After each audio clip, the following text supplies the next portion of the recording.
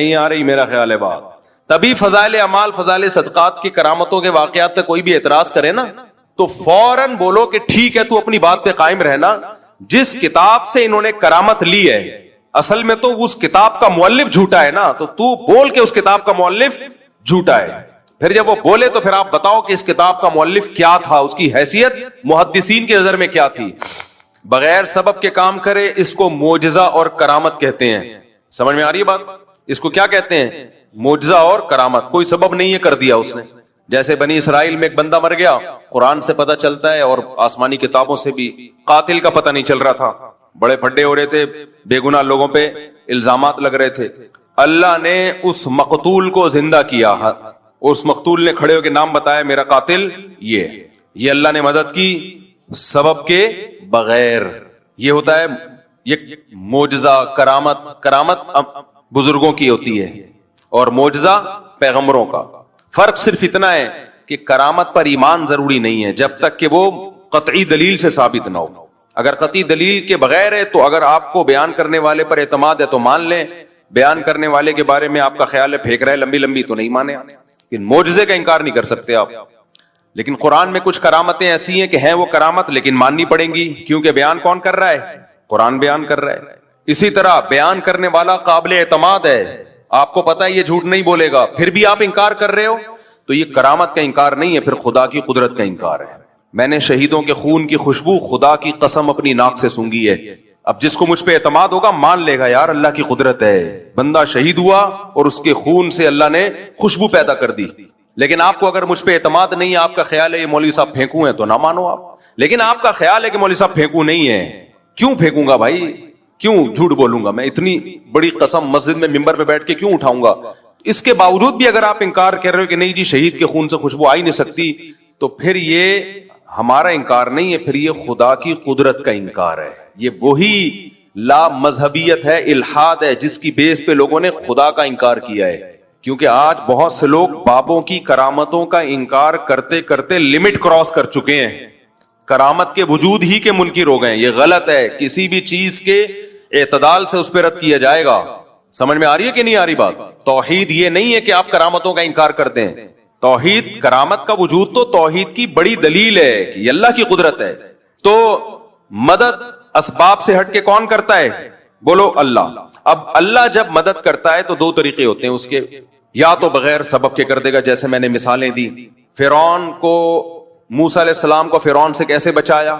ناکامی کے نقشے پہلے پیدا کیے. حضرت موسیٰ علیہ السلام نکلے بنی اسرائیل کو لے کر، گھوڑے پہ جا رہے ہیں دوڑتے ہوئے، راستہ بھلا دیا اللہ نے. صحیح ہے نا؟ آگے پانی ہے، سمندر ہے، پیچھے فرعون. بنی اسرائیل نے کہا انا لمدرکون، مارے گئے. بس آگے پانی، پیچھے اتنا بڑا لشکر گئے. اب اسباب کی دنیا میں بچنے کا کوئی چانس تھا ہے بھائی؟ امپاسبل. موسیٰ علیہ السلام کا اللہ پہ اعتماد. تو یہ جو اعتماد ہے یہ ہے وہ محبت جو کس کو دی جا رہی ہے؟ معبود کو. اگر وہاں کوئی سائنٹسٹ آ کے حضرت موسیٰ علیہ السلام کو کہتا کہ میں کوئی ابھی ایسا کروں گا، ایک توپ ایجاد کر لوں گا اور ان فرعونیوں پہ آپ بمبارمنٹ کرو گے، موسیٰ علیہ السلام مان لیتے اس کی بات؟ بولو نہیں. اس پہ توکل کرتے؟ نہ بھائی، اسباب کی دنیا میں ممکن نہیں ہے، ایسا نہیں ہو سکتا، اتنی جلدی کچھ بھی نہیں ہو سکتا. لیکن وہ معبود کس کو مانتے تھے؟ اللہ کو، صرف اللہ کو، صرف اللہ. عیسائی صرف اللہ نہیں کہتے، مسیح علیہ السلام کو بھی ساتھ میں ملا لیتے ہیں. نا صرف ایسے موقع پہ صرف کون؟ اللہ. کوئی پیغمبر، کوئی ولی، کوئی فرشتہ نہیں، کیونکہ اب اسباب سے ہٹ کے مدد کرنے کی بات ہو رہی ہے. اس کی قدرت کس کے ہاتھ میں ہے؟ اللہ کے ہاتھ میں. یہ محبت اور یہ تعلق اللہ کے علاوہ کسی اور کو دیا. آپ 100 دفعہ کہو کہ میں صرف ایک اللہ کو مانتا ہوں، اللہ کہے گا تم ایک اللہ کو نہیں مانتے، تم صرف زبان سے بولتے ہو، حقیقت میں تم نہیں مانتے، جھوٹ بولتے ہو تم. آپ کہہ رہے ہو مسیح سے بھی دعائیں مانگی جائیں، مریم سے بھی دعائیں مانگی جائیں علیہم السلام، اور پھر کہو ہم ایک خدا کو مانتے ہیں. تو آپ کے کہنے سے اللہ نہیں مان لے گا اس بات کو. اللہ کہے گا میں نہیں مانتا، میں اس کو مانوں گا کہ یہ ایک خدا کو مانتے ہیں جو مصیبتوں میں صرف کس سے مانگے گا؟ صرف اس اللہ سے مانگے گا. تو موسیٰ علیہ السلام نے اس موقع پہ کیا کہا؟ ان معی ربی، میرے ساتھ کون ہے؟ اللہ. کیا مطلب؟ وہ مدد کرنا چاہے گا تو کر دے گا. حضرت موسیٰ کے علم میں بھی نہیں تھا کہ کیسے کرے گا, کیونکہ اب تک تو حضرت موسیٰ نے لاٹھی کو سانپ بنتے ہوئے دیکھا تھا نا, تو یہ لاٹھی سانپ بن کے کتنے فرعونیوں کو کھا لیتی بھائی, کیا خیال ہے؟ پیچھے سے سینکڑوں ہزاروں کا لشکر آ رہا ہو اور آپ کے ہاتھ میں ایک اژدہا ہو, وہ اژدہا کچھ کر لے گا؟ کچھ بھی نہیں کر پائے گا. کتنوں کو کھائے گا وہ؟ بلکہ آنے والا سب سے پہلے اژدہا پہ وار کرے گا کہ پہلے اس کو قتل کرو. تو اللہ مدد کرتا ہے بعض دفعہ بغیر سبب کے, کہتا ہے چلو بھائی. اللہ نے پھر موسیٰ علیہ السلام کو وحی کی کہ یہ لاٹھی کو آپ پانی پہ ماریے. حضرت موسیٰ نے لاٹھی پانی پہ ماری اور فکان کل فرق کالطود العظیم, وہ جو پانی تھا 2 پارٹ میں ڈیوائیڈ ہو کے پہاڑوں کی طرح کھڑا ہو گیا, سارا جمع ہو گیا ایک طرف. اس سے بھی پتا چلتا ہے کہ معجزہ ہو یا کرامت ہو, اس میں ولی یا پیغمبر کے ارادے کا دخل نہیں ہوتا. بہت سے لوگ کہتے ہیں جب موسیٰ علیہ السلام لاٹھی کو سانپ بنا سکتے ہیں, سمندر کے 2 ٹکڑے کر سکتے ہیں, تو ہمارے نبی مشکل کشا کیوں نہیں ہو سکتے؟ بھائی نہ موسیٰ علیہ السلام مشکل کشا, نہ سید الانبیاء مشکل کشا. مشکل کشا صرف ایک اللہ کی ذات ہے جس کے پاس اختیارات ہیں. حضرت موسیٰ کے پاس اگر سمندر کو توڑنے کا اختیار ہوتا تو خود سے کر لیتے نا یہ کام. وہ تو اللہ نے کہا کہ اے موسیٰ آپ لاٹھی کو پانی پہ ماریے. حضرت موسیٰ کو نہیں پتا کیا ہونے والا ہے, آپ کو جو حکم دیا جا رہا ہے آپ اس پہ عمل کریں. اب یہاں ایک سوال پیدا ہوتا ہے کہ لاٹھی کو پانی پہ مارنے کی کوئی سائنٹیفک لاجک ہے؟ کبھی دنیا میں ایسا ہوا کہ لاٹھی کو پانی پہ مارے تو پانی ٹھہر جائے؟ ہل جاتا ہے اور زیادہ. تو سوال پیدا ہوتا ہے کہ اللہ ڈائریکٹ کیوں نہیں اللہ نے کر دیا؟ موسیٰ علیہ السلام نے اللہ سے کہا کہ اللہ ہماری مدد کر, اللہ نے کہا ٹھیک ہے, اور پانی کو روک دیا اللہ نے. کیا خیال ہے بھائی؟ روک دیتے اللہ تعالیٰ کلمہ کن کی طاقت سے, چلو بھائی نکل جاؤ. موسیٰ کو کیوں کہا جا رہا ہے علیہ السلام کو کہ لاٹھی مارے پانی پہ؟ کیوں؟ اللہ تعالیٰ کے کاموں میں نا ایک حکمت نہیں ہوتی, ایک کام میں 20 حکمتیں حاصل ہوتی ہیں. موسیٰ کلیم اللہ کی لاٹھی پانی پہ اس لیے مروائی جا رہی ہے کہ لوگوں کے دلوں میں موسیٰ کی فضیلت بھی بیٹھے کہ اللہ یہ کام خود بھی کر سکتا تھا لیکن اپنے کلیم کی لاٹھی سے یہ کام لے رہا ہے, یہ بتانے کے لیے کہ اس سے میرا جو تعلق ہے وہ موسیٰ کلیم اللہ سے جو مجھے محبت ہے وہ تم میں کسی اور سے وہ محبت نہیں ہے. اس کی لاٹھی سے میں سمندر کے 2 حصے میں ٹکڑے کروں گا. تو جیسے اللہ پیغمبر کی فضیلت کو بیان کرنے کے لیے کام خود کرتا ہے, لاٹھی اور ہاتھ پیغمبروں کا استعمال کرتا ہے, ایسے ہی بعض ولی اللہ ہوتے ہیں جن کی فضیلت کو بیان کرنے کے لیے کام اللہ کرتا ہے, ہاتھ کس کا استعمال ہوتا ہے؟ بزرگ کا. تاکہ لوگوں کو پتا چلے کہ سارے بابے 2 نمبر نہیں ہوتے, کچھ بابے 1 نمبر بھی ہوتے ہیں. بعض لوگوں نے بابوں کا انکار کرتے کرتے خود بابے بن گئے اور باقی سارے بابوں کی نفی کر دی. یہ غلو ہے. سمجھتے ہو؟ جب نہیں پڑھو گے رات کو تو کیسے سمجھو گے بات؟ دیکھو سلیمان علیہ السلام نے کہا کہ ایکم یاتینی بعرشھا قبل ان یاتونی مسلمین. اپنے دربار میں کہا ملکہ سبا اپنے کنٹری سے آ رہی ہے, اس کے آنے سے پہلے کون ہے جو اس کا تخت اٹھا کے لے آئے گا؟ ایک جننے کا میں لے آؤں گا, اتنی ٹائم لگے گا اس میں. ایسا نہیں ہوگا جن گیا آ گیا, تھوڑا ٹائم لگتا ہے آنے میں اور جانے میں. ایک بزرگ تھے جن کے پاس انجیل کا زبور کا علم تھا, انہوں نے کہا انا آتیک بہ قبل ان یرتد الیک طرفک. اے پیغمبر آپ کی پلک جھپکنے سے پہلے میں وہ تخت حاضر کروں گا. یہ کہا اور تخت حاضر. تو یہ کیا تھا؟ معجزہ تھا یا کرامت تھی؟ کرامت, کیونکہ غیر نبی کے ہاتھ پہ. اور ہر ولی کی کرامت پیغمبر کا معجزہ ہوتا ہے, پیغمبر کا معجزہ, کیونکہ وہ ولی کے ہاتھ پہ کرامت اسی لیے ظاہر ہوتی ہے کہ وہ اس پیغمبر پر ایمان لاتے ہیں. اگر ایمان نہ لاتے تو وہ کرامت ظاہر نہیں ہوتی. تو یہ پیغمبر کی فضیلت ہے. اب یہ لوگ کہتے ہیں سلیمان علیہ السلام کے ہاتھ پہ تو کرامت ظاہر ہوئی نہیں, بزرگ کے ہاتھ پہ ہو گئی. یا آج کل لوگ کہتے ہیں نا, ہم جب بزرگوں کی کرامتیں بیان کرتے ہیں, یہ کرامت یہ کریں, صحابہ کے ہاتھ پہ تو ہوئی نہیں, تم لوگ کے بزرگوں کے ہاتھ پہ ہو گئی. یہ ممکن ہے کہ ایک کی فضیلت زیادہ ہو اس کے ہاتھ پہ کرامت ظاہر نہ ہو, اور ایک کی فضیلت کم ہو اس کے ہاتھ پہ کرامت ظاہر ہو جائے. یہ ممکن ہے. سلیمان علیہ السلام کا مقام زیادہ تھا, وہ تخت نہیں لے کر آئے. بزرگ کا مقام کم تھا, انہوں نے سیکنڈوں میں تخت حاضر کر دیا. اب جو شرک ذہنیت والے لوگ ہیں وہ کہیں گے دیکھو اللہ نے بزرگوں کو بھی اختیارات دے رکھے ہیں, سیکنڈ میں تخت یہاں سے وہاں اٹھا کے لے آئے.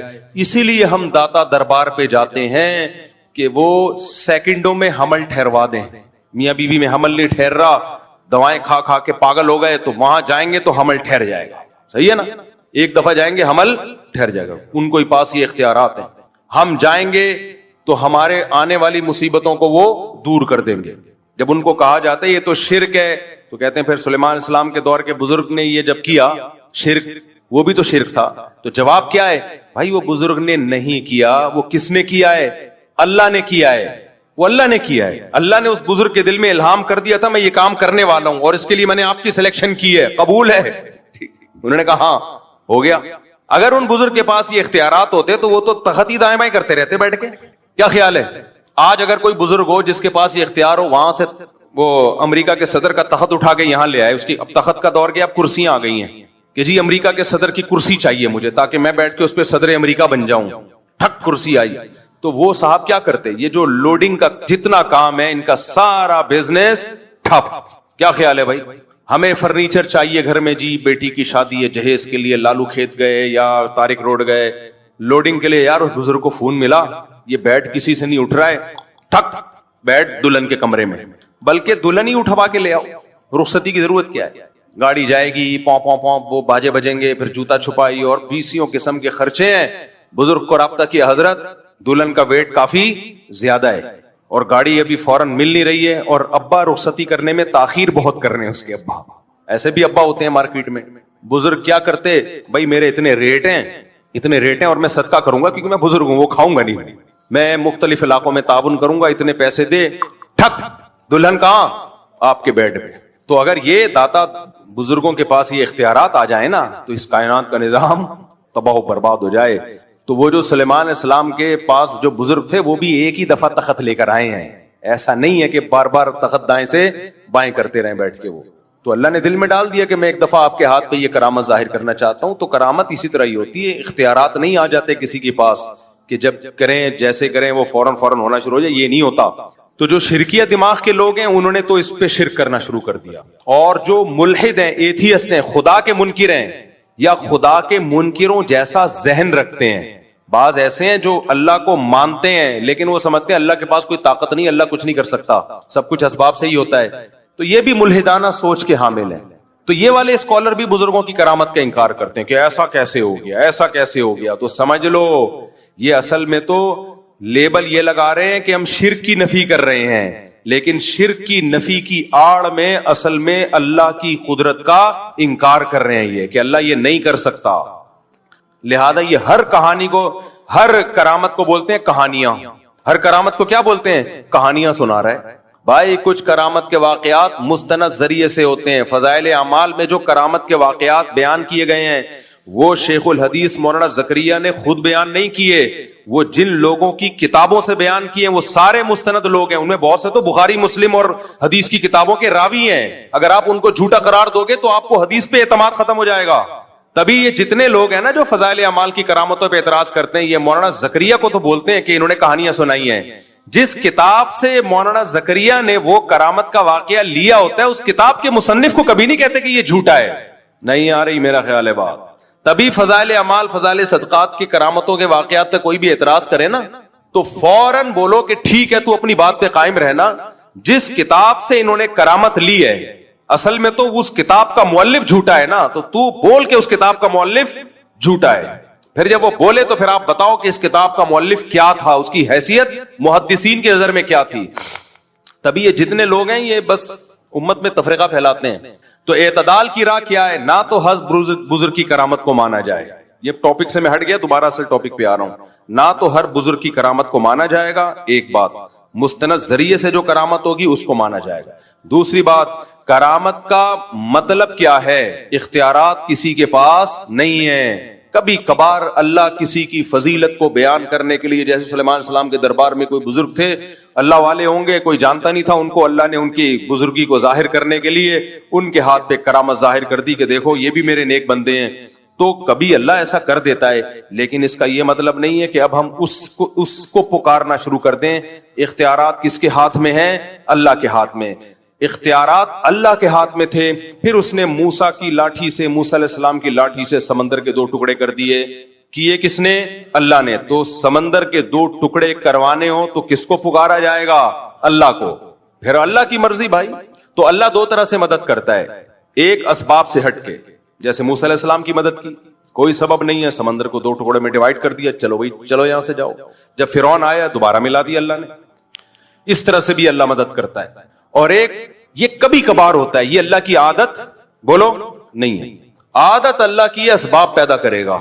اللہ کی عادت کیا ہے؟ مثال کے طور پر آپ کمارے چھڑے چھاٹ اللہ سے دعا مانگ رہے ہو میں بھی صاحب اولاد بن جاؤں، تو ایسا نہیں ہوگا آپ کو حمل ٹھہر جائے اور بچہ پیدا ہو جائے. نہ. یا کوئی لڑکی دعا مانگ رہی ہے اللہ بغیر شوہر کے اولاد دے دے، اولاد دے دے. کوئی آ کے مولوی صاحب کہیں گے تیرا دماغ خراب ہے، شوہر کے بغیر اولاد نہیں ملتی. ہو کیا معاذ اللہ نقل کفر کہ حضرت مریم کو بھی تو بغیر شوہر کے مل گئی تھی. بھائی وہ ونس اپون اے ٹائم. کبھی اللہ ایسا کرتا ہے کہ اسباب کے بغیر مدد کر لیتا، ونس اپون اے ٹائم، ورنہ ایسا نہیں ہوتا.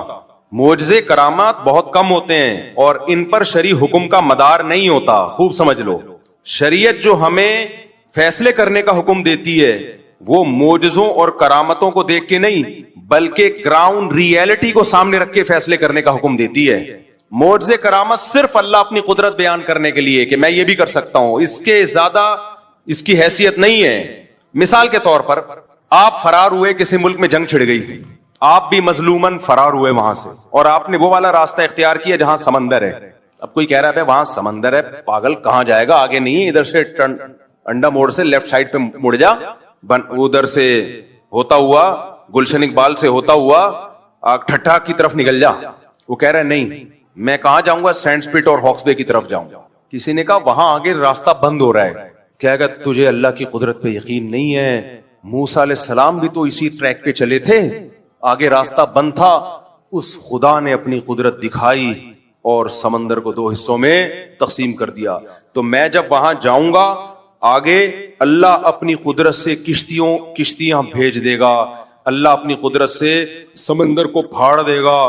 تو ہم کہیں گے تیرا دماغ ہو گیا ہے خراب، نہیں آئی میرا خیال ہے بات. ہم کیا کہیں گے؟ تیری کھوپڑی ہو گئی ہے آؤٹ.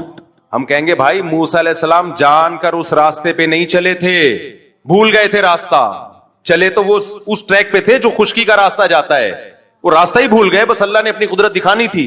کہ نہیں تم اللہ کی قدرت کے منکر ہو، کیا اللہ سمندر کو 2 حصوں میں تقسیم نہیں کر سکتا؟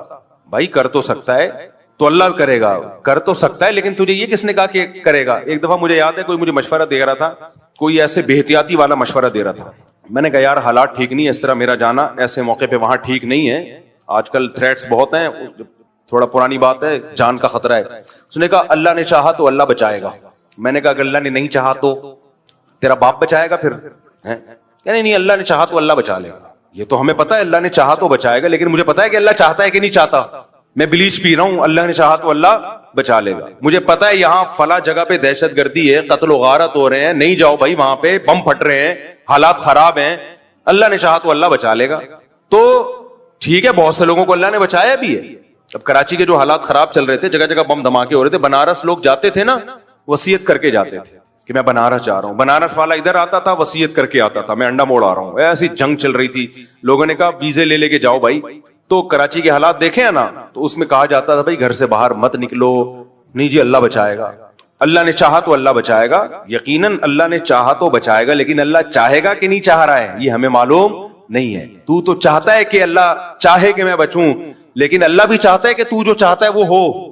تو اس لیے معجزوں اور کرامتوں پر فیصلے نہیں کر سکتے آپ. اس کی ایک اور مثال، جب ایک شرعی حکم لوگوں کو بیان کیا جاتا ہے کہ بغاوت کے لیے یا جہاد کے لیے ضروری ہے کہ آپ کے پاس پراپر تیاری ہو، دشمن سے لڑنے کی طاقت ہو. اس طاقت کے بغیر آپ کو نہ جنگ کرنے کی اجازت ہے، نہ مسلح بغاوت کی اجازت ہے. جب تک آپ کے پاس پاور نہیں ہے، سامنے ٹینک ہیں آپ کے پاس، اس کے مقابلے میں نہ ٹینک ہے نہ جہاز ہے، کچھ بھی نہیں ہے، تو آپ کیسے بغاوت کرو گے؟ لوگ کہتے ہیں بدر میں کیسے ہو گیا؟ 313 نے 1000 سے مقابلہ کیا اور خالد ابن ولید نے 60 سے 60,000 کا حصار توڑا. بھائی بدر میں 313 کا جو 1000 سے مقابلہ تھا وہ نبی کے ارادے سے نہیں تھا، وہ تو کسی اور ارادے سے نکلے تھے. تو مشرکین نے اچانک 1000 کا لشکر لے کے آ گئے، تو وہ تو اس کے علاوہ کوئی راستہ ہی نہیں تھا. تبھی پھر مدد اللہ کی طرف سے نازل ہوئی ہے. تو وہ معجزہ تھا کہ 313,000 پہ غالب آ گئے. نبی خود 313 کو لے کے مکہ پہ چڑھائی کے لیے کبھی بھی نہیں نکلے. نبی مکہ پہ چڑھائی کے لیے اپنے ارادے کے ساتھ اس وقت گئے ہیں جب 10,000 کا لشکر تیار ہوا ہے. پھر آپ نے مکہ پہ اٹیک کیا ہے. سمجھ میں آ رہی ہے بات کہ نہیں آ رہی ہے؟ دیکھو 13 سال مکہ میں آپ نے جہاد نہیں کیا. کچھ لوگ کہتے ہیں ایمان نہیں بنا تھا. نا اس وقت کا جو ایمان تھا وہ بعد میں اس لیول کا ایمان تو کبھی بن ہی نہیں سکتا. کیونکہ قرآن کہہ رہے جو ہجرت سے پہلے ایمان لے آئے نا ان کا ایمان سب سے تگڑا ہے. بلال حبشی کا ایمان رضی اللہ عنہ، ابو بکر کا ایمان، عمر بن خطاب کا ایمان، سیدنا علی کا ایمان، سیدنا عثمان کا ایمان، سیدنا عبداللہ بن مسعود کا ایمان. یہ وہ لوگ تھے جب اسلام انتہائی کمزور تھا. ایسے پاورفل ایمان والے لوگ تھے یہ. اس وقت منافق کا تصور ہی نہیں تھا. لیکن آپ نے جہاد کیا اس 13 سال میں. بولو صبر صبر صبر صبر کی تلقین. اتنا ظلم ہوا ہے. خباب ابن ارت رضی اللہ تعالیٰ عنہ نبی کے پاس آئے کہ مجھے میرا مالک جو ہے آگ کے انگاروں پہ لٹاتا ہے اور اتنے بڑے بڑے کھڈے پڑ گئے تھے کمر میں. یا رسول اللہ الا تستنصر لنا، آپ اللہ سے ہمارے لیے مدد کی دعا کیوں نہیں کرتے؟ تو خباب ابن ارت یہ بھی تو کہہ سکتے تھے یا رسول اللہ آپ تلوار اٹھائیں ہم جہاد کرتے ہیں، یا نبی کہتے تلوار اٹھاؤ ہم کیا کرتے ہیں جہاد. نہیں کیا. آپ نے فرمایا صبر کرو، ایک دن آنے والا ہے کہ ایک عورت زیور سے آراستہ ہو کے صنعاء تک چلے گی، اتنا لمبا راستہ طے کرے گی، کوئی اسے خوف نہیں ہوگا. ایسا امن دنیا میں قائم ہونے والا ہے. لیکن تستعجلون، تم جلدی کر رہے ہو. تو کیوں تلوار نہیں اٹھائی؟ اس لیے کہ بہت تھوڑے تھے اور کافر بہت زیادہ پاور میں تھے. گراؤنڈ ریئلٹی اور اسباب کو سب سے زیادہ فوکس اسلام کرتا ہے. تبھی تو مسلمان دنیا میں مار کھا رہے ہیں، بیٹھے ہوئے پھینک رہے ہوں گے، بس باتیں کر رہے ہوں گے. کسی بھی چیز کا کوئی سبب اختیار نہیں کرتے، نہ صحت کا سبب، بے موقع توکل. تو نبی نے مکہ میں 13 سال صبر کیا ہے کیونکہ طاقت بولو نہیں تھی. اتنے سے لوگ نہیں لڑ سکتے بھائی، اتنوں سے. حضرت بلال کے سینے پہ پتھر رکھے جا رہے ہیں، وہ پتھر نہیں ہٹا سکتے، اور ایسی قوم کو حکم دیا جائے کہ تم ان کے خلاف کیا کرو، لڑائی شروع کر دو. وہاں اتنا کر سکتے تھے کہ جان بچا کے مکہ سے نکل جائیں. جان بچا کے کیا کریں؟ یہ نکلنا بڑا مشکل تھا، مکہ والے نکلنے نہیں دے رہے تھے. اس کے لیے آپ صلی اللہ علیہ وسلم نے پلاننگ کی ہے. جب مشرکین نے آپ کے قتل کا فیصلہ کیا تو اللہ نے وحی کی کہ اب آپ مکہ سے نکل جائیں کیونکہ یہ آپ کو قتل کرنا چاہتے ہیں. تو اس کے لیے بھی پلاننگ کی ہے کہ مکہ اور مدینہ کا جو راستہ تھا وہ استعمال نہیں کیا گیا کیونکہ مشرکین کو پتا تھا اسی ٹریک پہ چلے ہوں گے. نہ اپوزٹ والا راستہ جو مدینہ سے دور کر دیتا ہے اس راستے پہ آپ چلنا شروع ہوئے. تو آپ تو معجزہ اور کرامت آپ کے ہاتھ پہ تو معجزے ظاہر ہوتے تھے. آپ کہتے بھائی چلو نکلو یار. بچانے والا کون ہے؟ اللہ ہے بھائی. جس اللہ نے موسیٰ کو بچا لیا سمندر کے 2 ٹکڑے کر کے، وہ مجھے کیوں نہیں بچائے گا؟ چلو نکلو. نہ فرمایا یہاں سے نہیں ادھر سے جائیں گے تاکہ کسی کو شک ہی نہ ہو، کسی کو وہم ہی نہ ہو. تو معجزے اور کرامت کے واقعات سن کے نا صرف اللہ کی قدرت پہ ایمان لانا ہے ہم نے کہ اللہ کبھی کبھار اس طرح بھی مدد کر لیتا ہے. کرنا وہی ہے جو اسباب کہہ رہے ہیں. کتنے شوگر کے مریضوں کو دیکھا ہے رسگلے کھا رہے ہوتے ہیں، کہتے ہیں موت تو ایک دن لکھی ہوئی ہے اور اللہ ہے بچانے والا. تو میں ان سے کہتا ہوں موت لکھی ہوئی ہے، تیری بہت جلدی لکھی ہوئی ہے کیونکہ اللہ کو پتا تھا یہ شوگر کا پیشنٹ ہے، لڈو کے ڈبے کھا جائے گا، لہذا اگلی 1 جنوری سے پہلے فرشتوں کو آرڈر ہوا ہوتا ہے کہ اس کی لکھی ہوئی ہے 31 دسمبر کے 12 بجنے سے پہلے اس کو اٹھا لینا، ڈیٹ چینج نہیں ہونی چاہیے. لکھا ہوا تو ہوتا ہے لیکن وہ لکھا ہوا ہماری حرکتوں کے حساب سے ہی ہوتا ہے.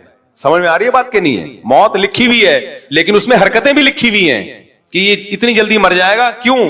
کام سارے مرنے والے کرے گا یہ، اس لیے کیا ہو جائے گا؟ جلدی مرے گا. تو موت کا ایک دن یقیناً متعین ہے لیکن اس کے اسباب بھی متعین ہے. سمجھتے ہو کہ نہیں سمجھتے ہو؟ تبھی مسلمانوں میں آپ دیکھ لو موٹا ہے تو موٹا ہی ہوتا چلا جا رہا ہے، پھیلتا چلا جا رہا ہے. غیر مسلم اسباب کو فوکس کر رہے ہیں. وہ صبح اٹھ کے ورزش بھی کرتے ہیں. میں تھائی لینڈ میں گیا تو فجر کی نماز کے بعد میں نے دیکھا فل مارکیٹیں کھلی ہوئی ہیں، ایسے جیسے کھچا کھچ رش ہوتا ہے بازار میں. ابھی سورج نکلا ہے اور اتنی مارکیٹیں فل. ہمارے ہاں تصور ہے 12 بجے بھی مارکیٹیں نہیں کھلی ہوتی. تو یہ قوم صحت مند رہ سکتی ہے؟ کھائے جا رہے ہیں. میرے صرف پراٹھے والے بیانات کو فوکس کیا ہوا ہے، ورزش والے بیانات کو فوکس کیا ہی نہیں ہے. تو نہ کوئی فزیکل ایکٹیویٹی ہے، نہ کوئی. پھر بیمار ہوتے ہیں بھائی اللہ بیماری بھی اللہ کی طرف سے, صحت بھی اللہ کی طرف سے. اللہ بہت بڑے ہیں, یقیناً اللہ بہت بڑے ہیں, اسی وجہ سے تجھے ان لڈوؤں کی وجہ سے بیمار کر رہے ہیں, اسی وجہ سے کر رہے ہیں تجھے. تو معجزے اور کرامت برحق ہیں, لیکن یہ بتانے کے لیے کہ مایوس مت ہونا. بعض دفعہ سارے اسباب فیل ہو جاتے ہیں, ہم نے تو اسباب ہی اختیار کرنے ہیں بھائی کامیابی کے لیے, جیسے نبی نے اختیار کیے. مکہ میں جہاد نہیں کیا آپ نے, پھر غزوہ بدر میں بھی ایک اتفاقی واقعہ ہو گیا, ورنہ آپ کا ارادہ 1000 کے لشکر سے لڑنے کا نہیں تھا. پھر احد میں بھی مشرکین نے پہل کی تھی, آپ نے بڑھ کے مکہ پہ حملہ نہیں کیا, تو دفاعی پوزیشن میں آپ لڑے ہیں کہ دفاع کرو اپنا, وہ تو کرنا بنتا ہے نا, وہ تو کرنا ہی کرنا تھا, دفاعی پوزیشن. پھر غزوہ خندق میں چاروں طرف سے قبائل نے مل کے حملہ کا ارادہ کیا, تو بھی آپ نے دفاع پہ اکتفا کیا, بڑھ چڑھ کے ان پہ حملے نہیں کیے. بھائی دفاع کرو کسی طریقے سے, اس میں مشورے لیے. مشورے کیسے لیے؟ صحابہ کرام نے یہ جنگ پہلے کبھی دیکھی نہیں تھی کہ چاروں طرف سے مل کے کوئی حملہ کر لے, تو آپ نے سلمان فارسی کو بلایا کہ فارس میں تم نے کبھی ایسی جنگ دیکھی ہے؟ انہوں نے کہا ہاں ہم نے دیکھی ہے. کیا کرتے ہو؟ خندقیں کھودتے ہیں ہم تاکہ دشمن اندر نہ آئے. اب اس کے علاوہ کوئی آپشن ہی نہیں تھا. وہ خندقیں کھودنا آسان کام نہیں تھا. وہ ایسا نہیں ہے کسی بلڈنگ کے لیے ایک گڑھا کھودا جا رہا ہے, چاروں طرف وہ تمام ایریاز جہاں سے دشمن کے آنے کا خطرہ ہے, اتنے بڑے گڑھے کھودے جائیں کہ دشمن کا اونٹ اور گھوڑا ان کو کراس کر نہ سکے. یہ آسان کام تھا, جبکہ مدینہ اکنامکلی اس وقت انتہائی کمزور تھا.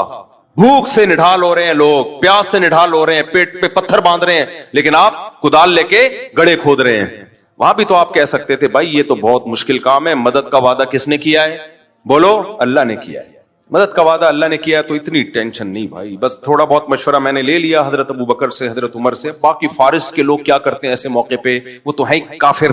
ہم لوگ ہوتے ہیں بولتے کافر کا بچہ ہے, اس کی ٹیکنالوجی کو کاپی کر رہے ہو, کافر کے بچے ہو, ہم ایسے ہی کہتے ہیں نا, وہ کافر کا بچہ ہمیں بتائے گا کہ ہم نے کیسے جنگ لڑنی ہے. تو حضرت سلمان فارسی مومن تھے, لیکن جو اسٹریٹجی تھی وہ کس کی لے کر آ رہے تھے؟ فارسیوں کی, جو اس وقت آگ کی پوجا کرتے تھے. تو نبی نے وہ اس کو قبول کیا کہ بہترین سجیشن ہے. جب اپنا پورا کام کمپلیٹ کیا تو پھر معجزے ظاہر ہونا. کنٹری کا نام نہیں میں لوں گا, مسائل کھڑے ہوتے ہیں آج کل. کنٹری میں گئے, بہت شوق تھا ان کو باہر جانے کا. پٹھان تھے وہ, پٹھانوں میں تو بڑی دوست, کہتا ہے میں کھلاؤں, وہ کہتا ہے میں کھلاؤں. وہ تو بڑا ایک بندہ کما کے پورے خاندان کو کھلا رہا ہوتا ہے. وہ کہتے ہیں میں یہاں آیا تو یہاں تو سارے مطلب پرست. کہہ رہا ہے پھر مجھے ایک انگریز دوست ملا. انگریز نہیں یعنی جو یورپ, جس سارے انگریز تو نہیں ہوتے نا, انگریز تو وہ ہوتے ہیں جو انگریزی بولتے ہیں, وہ تو سارے یورپین تو انگریزی نہیں بولتے. کہہ رہے پھر مجھے اس کنٹری میں ایک گورا ملا جس سے میری دوستی ہوئی, تو ہم نے کہا چلو پکنک پہ کہیں چلتے ہیں. بیٹھ گیا میرے ساتھ. میں نے کہا چلو کوئی تو ریلیٹو, کوئی تو ریلیشن ہوا. کہہ رہے ایک جگہ گاڑی روکی, اس نے کہا میں کھانا کھاؤں گا اور میں برگر لے کے آتا ہوں, کہیں حلال برگر کی دکان ہوگی, اس نے بتا دی ہوگی. کہہ رہے کمبخت ایک برگر لے کر آیا, خود بیٹھ کے میرے سامنے کھا رہا ہے. تو میں نے کہا میرا برگر. کہہ رہے جا کے لے لے اپنے پیسوں سے. آپ اس کو مذاق سمجھ رہے ہو؟ خدا کی قسم, خدا کو اگر سوسائٹی سے نکال دو نا, ہم سب کا انجام بولو. اور یہ جو مذہب سے بغاوت کرنے والے لوگ ہیں, ان کو یہ بات عجیب بھی نہیں لگ رہی. یہ جب میرا بیان سنتے ہیں کہتے ہیں مفتی کیسی باتیں کر رہے ہیں. تو ٹھیک تو ہے, وہ اپنے پیسوں سے اپنا برگر کھا رہا ہے, ہم اپنے پیسوں سے اپنا برگر کھا رہے ہیں. بیگم اپنے کے پیسوں سے خود چائے بنا رہی ہے, ہم اپنے پیسوں سے خود چائے بنا رہے ہیں. کیا خیال ہے اس میں, کیا حرج ہے؟ ابا خود اپنے پیسوں سے کھا رہا ہے اور بیٹا خود اپنے پیسوں سے کھا رہا ہے. ابا کو ضرورت ہے پیسوں کی تو گورنمنٹ دے ان کو, میں کیوں دوں؟ تو کہتے ہیں بہترین خاندانی نظام ہے. بہترین خاندان ہے ہی نہیں تو نظام کہاں سے ہو گیا بھائی؟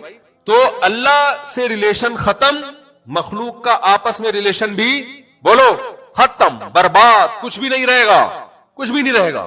یہ جو میں نے آیت پڑھی نا, وَمَن يَتَوَكَّلْ عَلَى اللَّهِ فَهُوَ حَسْبُهُ, یہ ہے اس موقع کی آیت. ابھی میں اس کو وضاحت کرتا ہوں. اس کی میں سب ختم, برباد. ہمارے یہاں واقعات ہو رہے ہیں, ابا مر گئے, شام کو آپ پروگرام میں جا رہے ہو, اگلے دن پروگرام میں جا رہے ہو. سیکولر لبرل لوگ کہہ رہے ہیں بہترین کام, بہترین کام. یورپ اس سے آگے جا چکے ہیں. ان کے ہاں جس دن شوہر مرتا ہے, بیگم اس دن جاب پہ جا رہی ہوتی ہے. سمجھ رہے ہیں کہ نہیں سمجھ رہے؟ اس دن جاب پہ جا رہی ہوتی ہے. اور وہ گورے بڑی تعریف کرتے ہیں, اپنے پروفیشن کے ساتھ مخلص ہے, اپنے پیشے کے ساتھ کیا ہے بولو مخلص. ہسبینڈ مر گیا لیکن جاب سے چھٹی نہیں کی, یہ ہے انسانیت. باپ کا انتقال ہو گیا مگر ٹماٹر کی ریڑھی اس دن بھی لگا رہا ہے. ماں مر گئی ہے اسی دن, لیکن آپ اس دن گول گپے بیچ رہے ہیں. اس کا مطلب یہ نہیں ہے کہ آپ کو ٹماٹر کی ریڑھی سے محبت ہے. اس کا مطلب یہ ہے کہ جتنی ٹماٹر سے محبت ہے نا, ماں سے اتنی بھی بولو اتنی بھی نہیں ہے. اصل میں تو یہ ہے, اتنی بھی نہیں ہے ماس. تو اسلام جب اللہ زندگی میں ہوگا تو پھر کیا ہوں گے آپس میں؟ بولو, ریلیشن ہوں گے. کیسے ہوں گے ریلیشن؟ مادہ پرستی پتہ ہے کیا کہتی ہے؟ مادہ پرستی لوگ یہ کہتے ہیں کہ سب کچھ اسباب سے ہوتا ہے. سب کچھ کس سے ہوتا ہے؟ اسباب سے. بات صحیح ہے, سب کچھ اسباب سے ہوتا ہے, لیکن جہاں اللہ کہہ دے کہ یہاں اسباب سے نہیں ہوگا, میرے ارادے سے ہوگا, تو پھر عقل کو اللہ کے سامنے قربان کر دینا چاہیے, کیونکہ اللہ سے زیادہ ہماری عقل نہیں ہو سکتی. مثال کے طور پر مادہ پرست آدمی کی نظر میں کامیابی کی ڈیفینیشن کیا ہے؟ جب اللہ نہیں ہے تو ظاہر ہے اسباب ہے, اور اسباب میں دولت, صحت, شہرت, یہ سب کچھ ہے یا نہیں ہے؟ تو یہ سب چیزیں دوسروں کے لیے قربان کرنے سے اسباب یہ کہتے ہیں کہ یہ چیزیں کم ہو جاتی ہیں. آپ کی لائف میں خوشیاں بھی کم ہو جاتی ہیں, کیونکہ خوشی کے اسباب یہ اختیار کرو, اور خوشی کے اسباب کیا ہے؟ ذمہ داریوں سے جان چھڑانا. اس سے انسان کیا ہوتا ہے؟ خوش. تبھی وہ ابا اور اما کو اولڈ ہاؤس میں جمع کرا دیتے ہیں, کیونکہ گھر میں رہیں گے ٹینشن دیں گے. تو اس لیے بہتر حل کیا ہے خوشیوں کا؟ ابا کو کہاں رکھا جائے؟ بولو, اولڈ ہاؤس میں. اما کو کہاں رکھا جائے؟ بولو, اولڈ ہاؤس میں. بیوی پہ خرچ کرنے سے خوشی کم ہوگی, پیسے کم ہو جائیں گے, لہذا بیوی خود کما کے خود کھائے, اس پہ خرچ کرنے کی ضرورت بولو نہیں ہے. بچے بھی مت پیدا کرو, کیونکہ بچے پیدا ہوں گے تو ذمہ داریاں بڑھیں گی. ذمہ داریاں بڑھنے سے خوشیاں زیادہ نہیں ہوتی بلکہ خوشیاں کم. تو انڈیویجول لائف ہر شخص گزارے اور اسٹرگل کر کے دولت, عزت, شہرت کمائے, اور بالآخر مرنے کے بعد پھر قبر میں ٹینشن زیادہ ہے, قبر مہنگی بھی ہوتی ہے, اس کے لیے جگہ بھی چاہیے, اور پھر نماز جنازہ اور یہ سب مسلمانوں کے جو مسائل ہیں, وہ کفن وفن, یہ سب چیزوں سے بچنے کے لیے آج کل ان ملکوں میں ایک نیا طریقہ آیا ہے. بھائی مردے کو آپ لٹائیں پھٹے پہ اور اوون میں ڈالیں, آپ چند سیکنڈوں میں تکا کباب آپ کی خدمت میں پیش. نہیں آئی میرا خیال ہے بات؟ تو ان کی لائف میں انجوائمنٹ ہی انجوائمنٹ. مرنے کے بعد بھی ٹینشن, بھائی مر گیا تو کیا کریں؟ کرے قبر میں کیڑوں نہیں کھانا ہے نا اس کو. تو بھائی تو مرا ہے تو بعد والوں کو ٹینشن کیوں دے کے جا رہا ہے؟ ہمارے یہاں کوئی بندہ مر جائے تو غسل ہے, کفن ہے, پھر قبر ہے, پھر اس قبر پہ دعائیں بھی ہیں, پھر وغیرہ وغیرہ, پھر اصحال ثواب, اور ابا کے لیے کنواں. اور مسجد میں دیکھا ہو نا یہ جمشید بھائی, مرحوم جمشید کے مرحوم جو بھائی جو نہ ہوں زندہ ہوں ان سے پیشگی معذرت, بہت سے جمشید مرحوم بھی تو ہے نا, تو یہ پنکھا جمشید مرحوم کے لیے مسجدوں میں دیکھا ہوگا, اب تو کم ہو گیا, پہلے بہت لکھا ہوتا تھا. یہ جو دریا ہے یہ فلاں صاحب کے اصحال ثواب کے لیے, یہ ہوتا ہے لوگوں میں. تو اب مجھے ایک بات بتاؤ, تو جب آپ کی زندگی میں مذہب نہیں ہوتا نا تو تمام تر ٹینشنوں ذمہ داریوں سے آپ آزاد ہوتے ہو, کیونکہ آپ کی سوچ یہ ہوتی ہے کہ ذمہ داریوں سے آزاد ہونے سے میری خوشیاں بڑھیں گی. سمجھ میں آ رہی ہے بات کہ نہیں آ رہی؟ انسانی عقل یہی کہتی ہے. انسانی عقل کہتی ہے بیوی اور بچوں پہ خرچ کرو گے یا ماں باپ کو اولڈ ہاؤس میں جمع کرنے کے بجائے اپنی رسپانسبلٹی پہ گھر میں پالو گے تو آپ کی آمدن بڑھنے کے بجائے کم ہو جائے گی. دنیا میں کوئی ماہر شماریات, اکاؤنٹنگ کا ماہر ایسا ہے جو کہتا ہے کہ خرچ کرنے سے آمدن بڑھتی ہے؟ ساری دنیا کے سارے انسان اس بات پر متفق ہیں کہ آمدن سیونگ سے بڑھتی ہے, خرچ کرنے سے کم ہوتی ہے. سمجھ میں آ رہی بات کہ نہیں آ رہی ہے؟ لیکن مذہب کچھ اور کہتا ہے. مذہب کہتا ہے کہ آمدن سیونگ سے بڑھتی ہے, بے شک, لہذا سیونگ کیا کرو, لیکن جہاں اللہ نے خرچ کرنے کا حکم دیا وہاں خرچ کرنے سے آمدن بڑھتی ہے. اب جو اپنی عقل کو اللہ سے زیادہ, اپنے آپ کو اللہ سے زیادہ عقل مند سمجھتے ہیں نا, وہ کہتے ہیں یہ بات ہماری سمجھ میں نہیں آتی, کہتے ہیں ہم نہیں مانتے, لہذا وہ صدقات و خیرات نہیں کرتے. لیکن کچھ خوش قسمت ایسے ہیں جو کہتے ہیں کہ بھائی جب اللہ نے کہہ دیا تو ہماری عقل اللہ سے آگے نہیں ہو سکتی, لہذا اللہ کے کہنے پہ صدقہ خیرات کریں گے. میں اپنے شیخ حضرت مفتی رشید احمد صاحب رحمہ اللہ تعالیٰ کو بہت تھوڑی سی رقم ہدیہ دیا کرتا تھا. ہم تو طالب علم تھے, ہمارے پاس جیب میں جتنے پیسے ہوتے تھے لسی میں اور چائے پراٹھوں میں نکل جاتے تھے, تو تھوڑے سے پیسے میں اپنے شیخ کو ہدیہ دیا کرتا تھا. تو ایک لفافے پہ میں 5 روپے ڈال کے یا تھوڑے سے اماؤنٹ تھا اس پہ لکھتا ہدیہ, اور دوسرے میں صدقے کی کچھ رقم. حضرت نے کہا تھا کہ ہر طالب علم ہر مہینے کچھ نہ کچھ صدقہ نکالے اپنی آمدن سے. تو تھوڑی سی رقم میں لفافے میں ڈال کے اس پہ پتہ ہے کیا لکھتے تھے ہم لوگ؟ وظیفۃ لتوسعۃ الرزق، اس لفافے کا نام تھا یہ وظیفہ ہے رزق بڑھانے کا. یعنی حضرت نے صدقے کا نام صدقہ نہیں رکھا ہوا تھا، بلکہ یہ رکھا ہوا تھا کہ اپنی آمدن بڑھانے کا وظیفہ.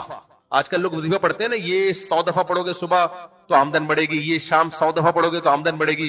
حضرت فرماتے تھے وظیفہ آمدن بڑھانے کا یہ ہے کہ صدقہ کیا جائے. تو اس لفافہ جس پہ صدقے کی رقم ہوتی تھی، اس لفافے پہ لیبل کیا لگا ہوتا تھا؟ آمدن بڑھانے کا وظیفہ، آمدن بڑھانے کا وظیفہ. اب لوگ اعتراض کرتے ہیں مفتی صاحب کہاں سے آ رہا ہے یہ 4 کہاں سے پال رہے ہو، 19 بچوں کو کہاں سے کھلا رہے ہو، صدقہ شروع کر دو، آمدن بڑھانے کا کیا ہے؟ تو اس لیے قرآن نے ایک بات کہی ہے کہ اسلام سے فائدہ انہی لوگوں کو ہوگا الذین یؤمنون بالغیب.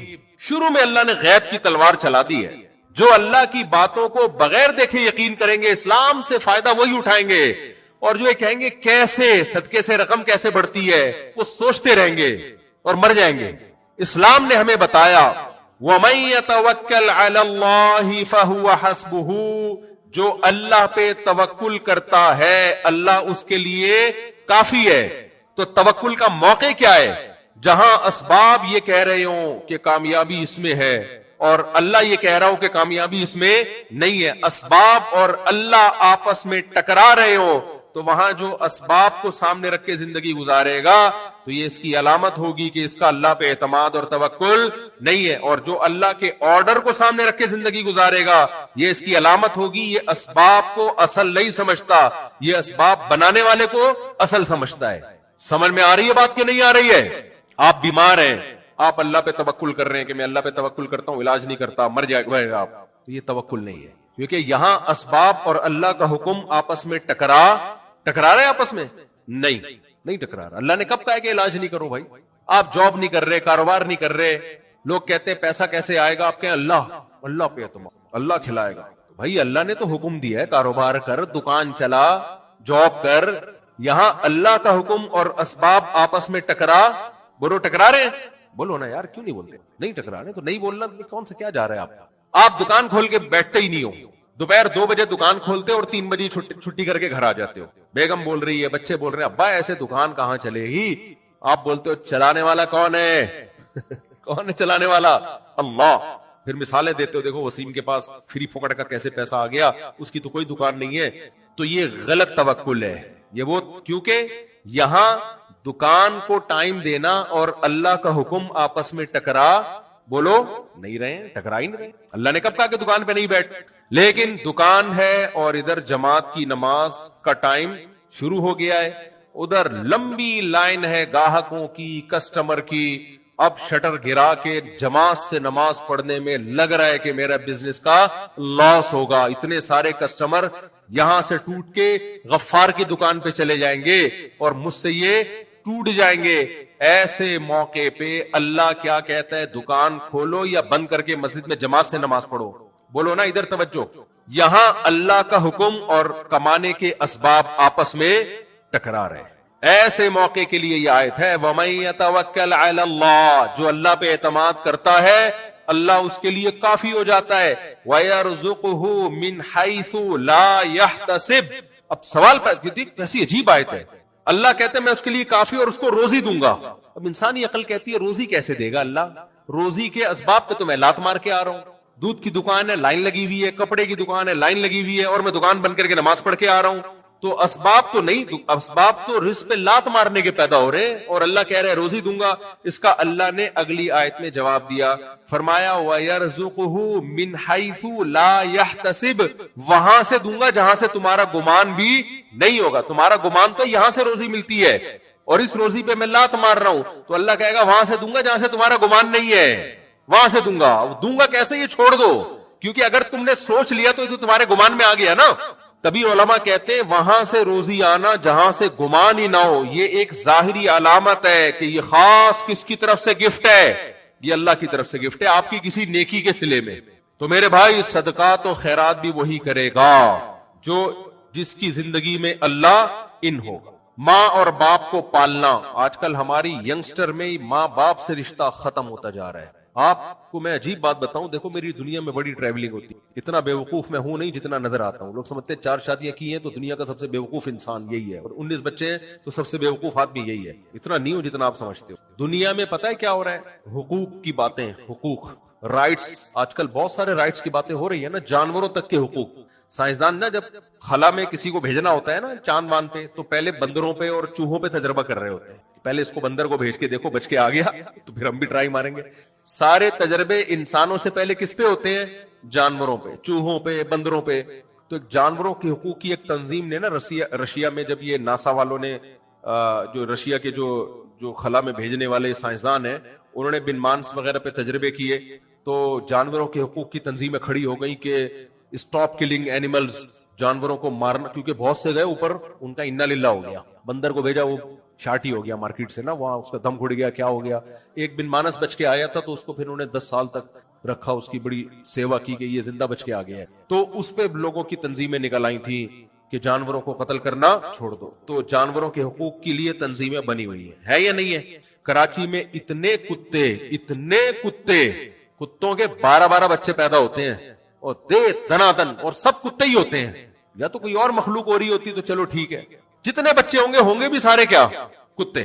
میں بہت اس پہ میں نے آواز اٹھائی تھی، بھائی اتنے پیدا ہو رہے ہیں. تو کسی نے مجھے بولا جانور ہے اس کی نسل پیدا ہو رہی ہے تو آپ کو کیا تکلیف ہے؟ میں نے کہا پیدا کتے ہو رہے ہیں نا، یعنی اگر کتے سے کچھ اور مخلوق پیدا ہو رہی ہوتی تو ہم اس پہ مشورہ کر لیتے. 2-4 کتے بھی کافی ہوتے ہیں ٹینشن دینے کے لیے. یہاں کتوں کی ایک پوری نسل پیدا ہو رہی ہے، اور انسانوں کی نسل روکنے کے لیے فیملی پلاننگ والوں کی پوری تنظیمیں اربوں خربوں روپے خرچ ہو رہے ہیں اس پہ. کتوں کو فری ہینڈ دیا ہوا ہے. کتوں کی وجہ سے لوگوں کی ٹانگیں ٹوٹ رہی ہیں. اب تو کچھ کم ہو گئے، بہت زیادہ تھے، اب بھی بہت ہیں. آبادی کے لحاظ سے بہت زیادہ ہیں کتے ہمارے شہر میں، کراچی میں. حال خراب ہوا ہوا ہے. تو اس وقت تو بہت واقعات ہونے لگے تھے، بائک جا کے ٹکرائی، ٹانگ ٹوٹ گئی، پاگل کتے نے کاٹ لیا، بچہ مر گیا، وغیرہ وغیرہ. تو میں نے اس پہ مہم چلانا شروع کی، بھائی ان کتوں کو مارو. تو مجھے لوگوں نے آ کے کہا کہ جو جانوروں کے حقوق کی تنظیمیں آپ کے خلاف کیس کر دیں گی. ایک کتا بھی آپ نے مار دیا اور ویڈیو بن گئی نہ گئے. تو اس سے پتا چلتا ہے بھائی کتوں کے حقوق کے محافظ بھی دنیا میں بولو ہیں. اس پہ تنظیمیں بنی ہوئی ہیں اور اس میں ان کو بہت کروڑوں ڈالر ملتے ہیں ان کو اس پہ خرچ کرنے کے. بچوں کے حقوق کی تنظیمیں بھی ہیں، بہت سخت حقوق ہیں بچوں کے، ہونے بھی چاہیے. قاری صاحب نے بچے کو مار دیا، جیل ہو گئی، ہونی چاہیے بالکل. ہم بھی اس کے قائل ہیں. اسلام میں تو بچوں کے بہت حقوق ہیں بھائی. نبی صلی اللہ علیہ وسلم کی خدمت کی انس بن مالک 10 سال. کہتے ہیں نبی صلی اللہ علیہ وسلم نے 10 سال میں کبھی مجھ پہ ہاتھ نہیں اٹھایا اور کبھی ڈانٹا تک بھی نہیں. جائز ہے بچہ شرارت کر رہا ہو تو ماں باپ اٹھا سکتے ہیں ہاتھ اس کے اوپر، ہر ایک کو اجازت نہیں ہے. بچوں کے حقوق کی تنظیمیں، خواتین کے حقوق کی تنظیمیں. ابا ہمارے یہاں ایک وہ ہے، وہ آج کل اسمبلی میں گئی ہوئی ہیں، وہ خواتین کے حقوق کی علمبردار بن کے سارے سیکولر قوانین نافذ کروا رہی ہیں اسمبلی میں، کوشش کر رہی ہیں. کوئی آواز اٹھانے والا نہیں ہے اس کے خلاف.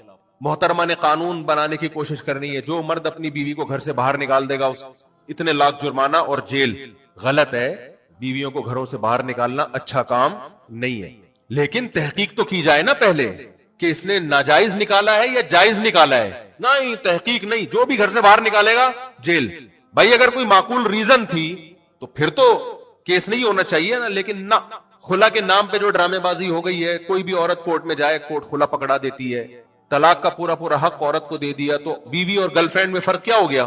ختم. بیوی بھی جب چاہے جا سکتی ہے، گرل فرینڈ بھی جب چاہے جا سکتی ہے. یہ کس کے حقوق کی باتیں ہو رہی ہیں؟ خواتین. جو حقوق ہونے چاہیے ان کی بات نہیں ہو رہی ہے، جو نہیں ہونے چاہیے وہ دیے جا رہے ہیں. ابھی ایک قانون پہ بحث ہو رہی ہے ہماری اسمبلیوں میں کہ ڈیورس کی صورت میں عورت کو آدھی پراپرٹی دی جائے. یورپ امریکہ میں ایسا ہی ہے، آپ طلاق دے دیں تو آدھی پراپرٹی دینی پڑتی ہے. تو یہ بات چل رہی ہے ہماری اسمبلیوں میں. اس کا نقصان کیا ہوگا؟ مرد شادیاں کرنا چھوڑ دیں گے، بولیں گے یار پاگل ہوں، گرل فرینڈ ہی ٹھیک ہے بھائی، پھر کیا خیال ہے.